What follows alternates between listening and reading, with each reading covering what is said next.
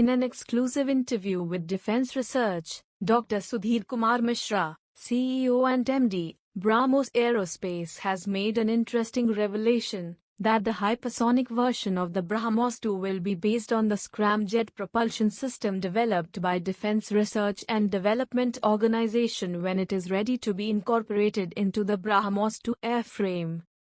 BrahMos-II, a hypersonic cruise missile, was to be based on Indo-Russian technology like how the present BrahMos supersonic cruise missiles that were developed from 2001 have been.